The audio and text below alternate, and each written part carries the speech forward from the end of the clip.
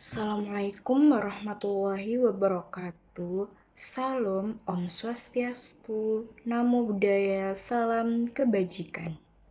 Perkenalkan, saya Dianita Salsabella dengan NIM 23711605799 dari Prodi Pendidikan Pancasila dan Kewarganegaraan, jurusan Hukum dan Kewarganegaraan, akan menjawab soal ujian akhir semester pada mata kuliah Hukum Islam yang diampu oleh Bapak Rosyid Al-Atok. Untuk soal yang pertama, yaitu alasan akademik perlunya mempelajari hukum Islam, jawabannya adalah mempelajari hukum Islam secara akademik menjadi penting karena hukum Islam tidak hanya dipahami sebagai kumpulan aturan ibadah, tetapi juga sebagai sistem hukum yang memiliki dimensi filosofis, sosiologis, dan yuridis yang luas. Dari sisi keilmuan, hukum Islam merupakan hasil ijtihad para ulama yang bersumber dari Al-Quran dan hadis. Kemudian dikembangkan melalui metode penalaran hukum seperti ijma dan qiyas, sehingga layak dijadi sebagai produk intelektual yang dinamis dan rasional. Kajian akademik terhadap hukum Islam membantu mahasiswa memahami bagaimana hukum tersebut lahir, berkembang, dan beradaptasi dengan perubahan zaman, serta konteks sosial yang berbeda. Selain itu, dalam konteks masyarakat Indonesia yang mayoritas penduduknya beragama Islam, pemahaman hukum Islam secara ilmiah menjadi relevan untuk menjelaskan hubungan antara norma agama, nilai sosial, dan sistem hukum nasional.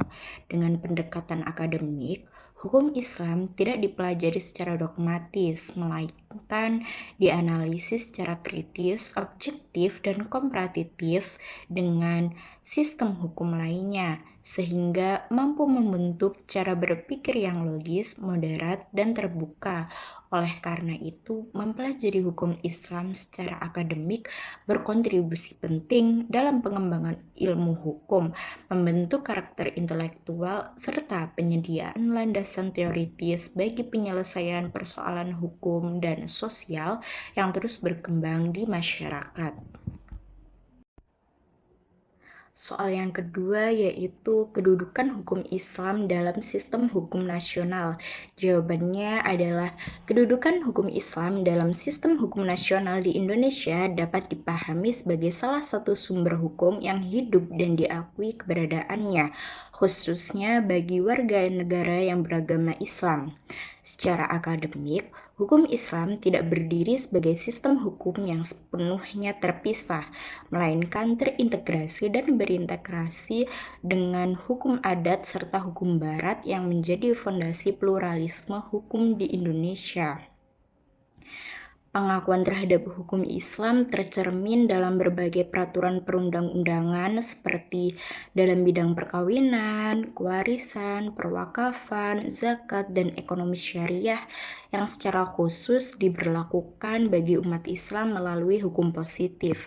Selain itu, keberadaan peradilan agama sebagai bagian dari sistem peradilan nasional menunjukkan bahwa negara memberikan ruang institusional bagi penerapan hukum Islam dalam koridor konstitusi. Dengan demikian, kedudukan hukum Islam tidak hanya bersifat normatif religius, tetapi juga yuridis formal karena diakomodasi dan dilegitimasi oleh negara. Dalam konteks ini, hukum Islam berfungsi sebagai sumber nilai dan materi hukum yang memperkaya sistem hukum nasional, sekaligus menjadi sarana untuk menjamin kepastian hukum dan keadilan bagi masyarakat Muslim tanpa mengabaikan prinsip kebinekaan dan supremasi hukum nasional. Soal yang ketiga yaitu pola pemberlakuan hukum Islam dalam sistem hukum nasional. Jawabannya adalah Pola pemberlakuan hukum Islam dalam sistem hukum nasional Indonesia berlangsung secara selektif, bertahap, dan konstitusional dalam menyesuaikan prinsip negara hukum dan kemajemukan masyarakat.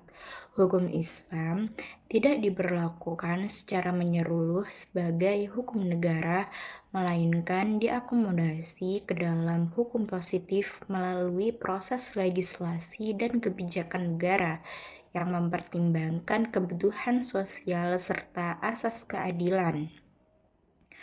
Pola ini tampak pada penerapan hukum Islam yang bersifat personal dan keberdataan bagi umat Islam, seperti dalam bidang perkawinan, perceraian, warisan, wakaf, dan ekonomi syariah, yang pelaksanaannya diatur secara formal melalui undang-undang dan diselesaikan oleh peradilan agama. Selain itu, nilai-nilai hukum Islam juga diberlakukan secara substansif melalui internalisasi prinsip-prinsip keadilan, kemaslahatan, dan moralitas ke dalam peraturan perundang-undangan nasional tanpa mencantumkan label keagamaan secara eksplisit. Dengan pola demikian, hukum Islam berfungsi tidak hanya sebagai norma keagamaan, tetapi juga sebagai sumber nilai dan inspirasi hukum yang hidup dalam masyarakat, sehingga pemberlakuannya tetap sejalan dengan Pancasila, Undang-Undang Dasar 1945, serta realitas sosial Indonesia yang plural. Soal yang keempat, contoh konkret dari tujuan hukum Islam dalam melindungi harta dan keturunan. Jawabannya adalah tujuan hukum Islam dalam melindungi harta dan keturunan dapat dilihat secara nyata melalui berbagai aturan yang mengatur kehidupan sosial dan keluarga umat Islam. Dalam upaya melindungi harta, hukum Islam menetapkan ketentuan yang jelas mengenai larangan pencurian, penipuan, riba, dan praktek ekonomi yang merugikan orang lain, sekaligus mengatur transaksi yang adil seperti jual beli, sewa menyewa, dan warisan agar tidak menimbulkan sengketa. Contoh konkretnya dapat dilihat pada pengaturan hukum waris Islam yang membagi harta peninggalan secara proporsional kepada ahli waris, sehingga hak setiap anggota keluarga terlindungi dan potensi konflik dapat diminimalkan. Sementara itu, perlindungan terhadap keturunan diwujudkan melalui aturan pernikahan yang sah, penetapan nasab yang jelas, serta kewajiban orang tua untuk menafkahi dan mendidik anak. Misalnya, adanya larangan zina dan kewajiban pencatatan perkawinan bertujuan menjaga kejelasan garis keturunan dan hak-hak anak, baik secara moral maupun hukum. Dengan demikian, hukum Islam tidak hanya berorientasi pada aspek spiritual, tetapi juga berperan aktif dalam menjaga stabilitas keluarga, keamanan harta, dan ketertiban sosial dalam kehidupan masyarakat. Soal yang kelima, mengapa diperlukan ijma dan qiyas di samping Al-Quran dan hadis sebagai sumber hukum Islam?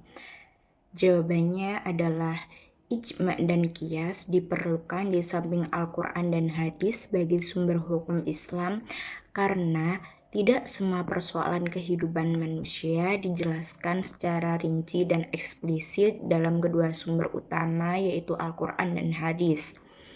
Al-Quran dan hadis memberikan prinsip-prinsip dasar serta pedoman umum, sementara realitas sosial terus berkembang dan melahirkan permasalahan baru yang tidak ditemukan secara langsung pada masa Nabi. Dalam kondisi inilah, ijma, yaitu kesepakatan para ulama, dibutuhkan untuk memberikan kepastian hukum terhadap suatu persoalan. agar umat memiliki pedoman yang seragam dan tidak terjadi perbedaan yang menimbulkan kekacauan. Sementara itu, kias berfungsi sebagai metode penalaran hukum dengan cara menganalogikan suatu masalah baru dengan kasus yang telah memiliki ketentuan hukum yang jelas berdasarkan kesamaan ilat atau alasan hukumnya. Melalui ijma dan qiyas, hukum Islam dapat bersifat dinamis dan adaptif tanpa kehilangan keterkaitannya dengan sumber utama yaitu Al-Quran dan hadis. Dengan demikian, keberadaan ijma dan qiyas menunjukkan bahwa hukum Islam tidak kaku, melainkan terbuka terhadap perkembangan zaman sekaligus menegaskan peran akal dan keilmuan ulama dalam menggali hukum demi menjaga kemaslahatan umat. Untuk soal yang keenam, yaitu urutan seseorang yang berhak menjadi wali nikah menurut hukum Islam. Apakah ayah biologis dari anak perempuan yang lahir di luar pernikahan bisa menjadi wali nikah?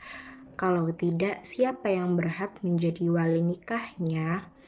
Jawabannya adalah dalam hukum Islam, wali nikah merupakan rukun yang sangat penting dalam perkawinan, khususnya bagi mempelai perempuan, sehingga penetapannya memiliki urutan yang jelas dan bersifat mengikat. Urutan wali nikah didasarkan pada hubungan kekerabatan dari garis ayah, wali nasab. Dimulai dari ayah kandung, kemudian kakek dari pihak ayah ke atas. Selanjutnya saudara laki-laki kandung, saudara laki-laki seayah, lalu anak kandung laki-laki dari saudara laki-laki kandung, anak laki-laki dari saudara laki-laki seayah, paman kandung dari pihak ayah, paman seayah, dan seterusnya mengikuti garis laki-laki dari pihak ayah. Urutan ini menunjukkan bahwa Islam sangat menekankan kejelasan nasab dalam penentuan wali nikah. Terkait anak perempuan yang lahir di luar pernikahan, ayah biologisnya tidak dapat menjadi wali nikah menurut hukum Islam karena hubungan nasab secara syar'i tidak terhubung kepada ayah biologis tersebut, melainkan kepada ibunya. Dalam kondisi demikian, wali nasab tidak terpenuhi sehingga hak perwalian beralih kepada wali hakim. Wali hakim di sini yang dapat mewakili itu biasanya pejabat yang ditunjuk oleh negara seperti kepala kantor urusan agama atau kalau di kampung itu ada Pak Mudin yang bertindak sebagai wali nikah untuk menjamin sahnya perkawinan dan melindungi hak-hak perempuan. Dengan pengaturan ini, hukum Islam menegaskan pentingnya kejelasan nasab sekaligus memberikan solusi hukum agar pernikahan tetap dapat dilaksanakan secara sah dan tertib. Soal yang ketujuh yaitu perbedaan antara hukum waris, wakaf, wasiat, dan hibah. Jawabannya adalah perbedaan antara hukum waris, wakaf, wasiat, dan hibah dalam hukum Islam terletak pada waktu pemberian, tujuan, serta akibat hukum yang ditimbulkan terhadap harta. Hukum waris mengatur perpindahan harta seseorang kepada ahli warisnya setelah orang tersebut meninggal dunia dengan pembagian yang telah ditentukan secara jelas berdasarkan ketentuan syariat sehingga bersifat mengikat dan tidak bergantung pada kehendak pribadi pewaris. Untuk wakaf berbeda karena merupakan perbuatan hukum yang dilakukan oleh seseorang dengan memisahkan sebagian hartanya untuk kepentingan ibadah atau kesejahteraan umum, di mana harta tersebut bersifat kekal dan tidak boleh diperjualbelikan atau diwariskan, serta manfaatnya digunakan secara terus-menerus sesuai tujuan wakaf.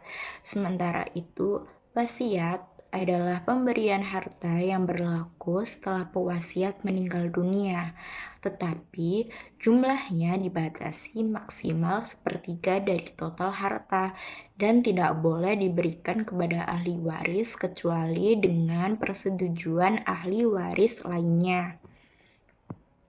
Adapun hibah merupakan pemberian harta secara sukarela yang dilakukan ketika pemberi masih hidup dan langsung berpindah kepemilikannya kepada penerima tanpa menunggu kematian. Dengan demikian, keempat konsep tersebut memiliki karakteristik dan fungsi yang berbeda, namun sama-sama bertujuan mengatur pengelolaan harta secara adil, tertib, dan sesuai dengan nilai-nilai keadilan dalam hukum Islam.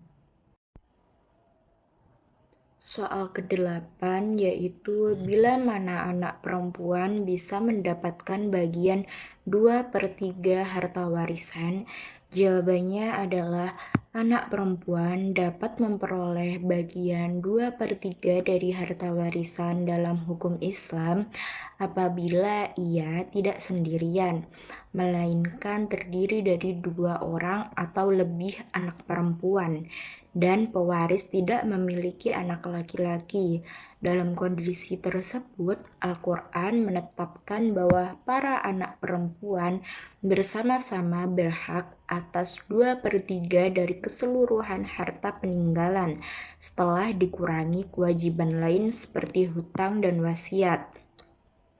Ketentuan ini menunjukkan bahwa Islam memberikan perlindungan hukum yang jelas terhadap hak ekonomi anak perempuan, terutama ketika tidak ada anak laki-laki yang menjadi ahli waris dengan kedudukan asobah.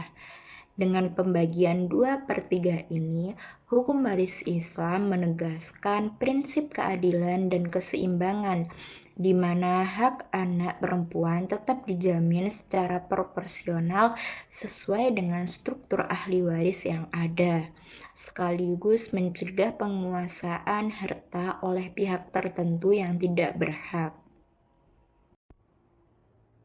Soal ke-9, penyebab sering terjadi gugatan terhadap harta yang telah diwakafkan oleh orang yang telah meninggal dari ahli warisnya, seperti anak atau cucu.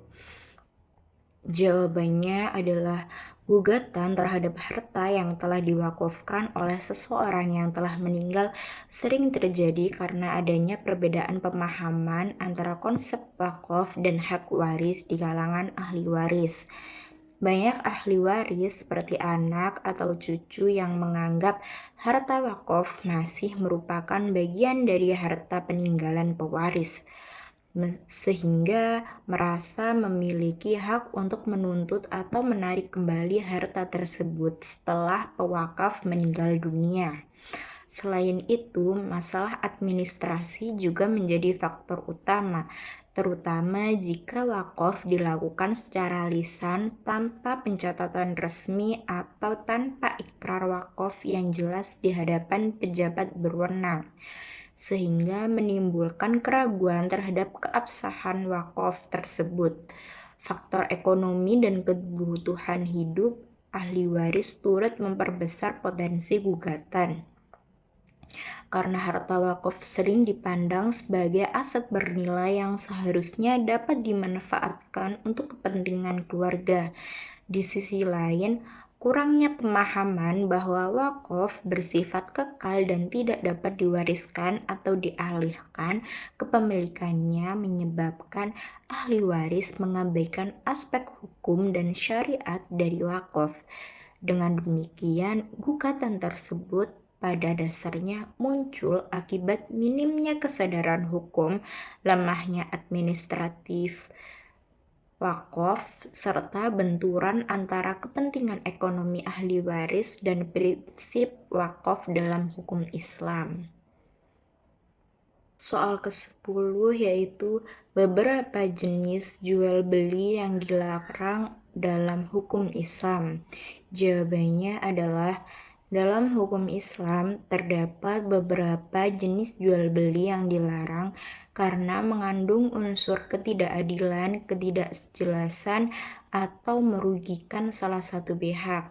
Salah satunya adalah jual beli yang mengandung gharar, yaitu transaksi yang objek, harga, atau waktu penyerahannya tidak jelas sehingga berpotensi menimbulkan sengketa. Seperti misalnya menjual ikan yang masih di laut atau hasil panen yang belum pasti. Selain itu, jual beli yang mengandung riba juga dilarang karena memberikan keuntungan sepihak secara tidak adil. Misalnya pertukaran barang sejenis dengan takaran atau kualitas yang tidak seimbang. Hukum Islam juga melarang jual beli barang haram seperti minuman keras atau narkotika karena bertentangan dengan tujuan syariat dalam menjaga akal dan moral manusia. Di samping itu, terdapat larangan terhadap jual beli yang dilakukan dengan unsur penipuan atau tadlis, seperti menyembunyikan catat barang agar pembeli tertipu. Jual beli najasi yaitu menaikkan harga barang secara palsu untuk memancing pembeli lain, juga termasuk perbuatan yang dilarang oleh hukum Islam. Dengan larangan-larangan tersebut, hukum Islam menegaskan bahwa kegiatan jual beli harus dilandasi kejujuran, kejelasan, dan keadilan agar tercipta transaksi yang membawa kemaslahatan bagi semua pihak.